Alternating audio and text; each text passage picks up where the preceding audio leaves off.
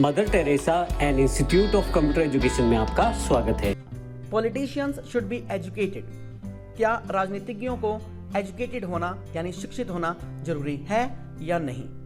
इसका मैं पहला पॉइंट फेवर में बोलूंगा, फिर डिसफेवरिंग का भी पहला पॉइंट बोलूंगा और फिर कंक्लूजन का भी पहला पॉइंट बोलूंगा।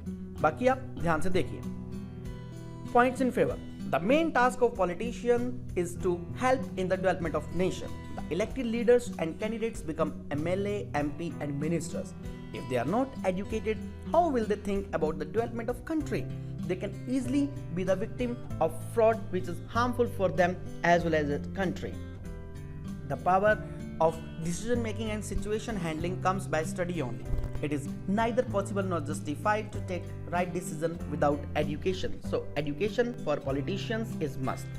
Third point, education is must for politicians, but it doesn't mean that they should have master degree, but they should have some basic knowledge so they take right decision for our country and people. Moreover, they may mark signature after carefully reading the document.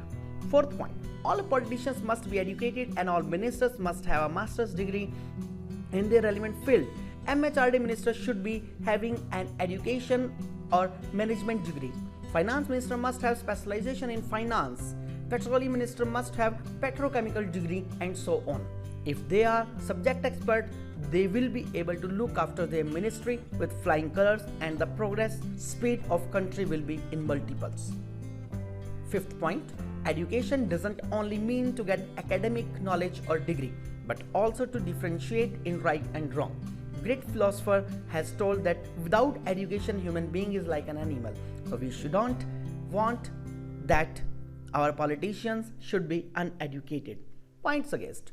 Number one, it is not necessary that politicians should be educated because if we see history, we are surprised to see all great men have been uneducated. So it is not compulsory for politicians to be educated. Point second, politics is not a profession. It is a surely a social work. So for doing social work, one need not to be educated. So there must not be any compulsion of being educated. Leadership quality is not abide by study. One educated person cannot be a good leader, but one uneducated person can be a successful politician. Go through the world history or Indian history. We find that all successful leaders were not educated. Only education can't be the touchstone of a good politician. Nowadays, the educated politicians lead to sign corruption. Education doesn't make the man perfect, but also their faults. So, educated politicians can easily make mistakes and escape as well. So, if politicians are uneducated, it is better for our country. Number fifth, there is no relationship between interpersonal skills and qualification. The most important thing is the knowledge of laws of country, current affairs and general knowledge, not education. Conclusion. In a nutshell, we can say that leadership quality is plus point for any person. In the same manner, education is also the plus point for politicians. If politicians are educated, then the country may progress swiftly. The next point of GD, the next topic of GD, Women Reservation Quota Bill should be passed. क्या Women Reservation Quota Bill जो है पास कर देना चाहिए या नहीं? इसके भी हम फेवर और डिसफेवर के पॉइंट डिस्कस करेंगे और लास्ट में कंक्लूजन को डिस्कस करेंगे। Number one, points in favour.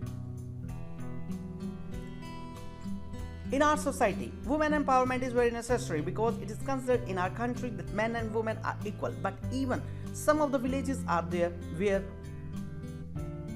girls are not allowed to go to school or college. Where is the principle of equality? So it shows that there is need of women empowerment.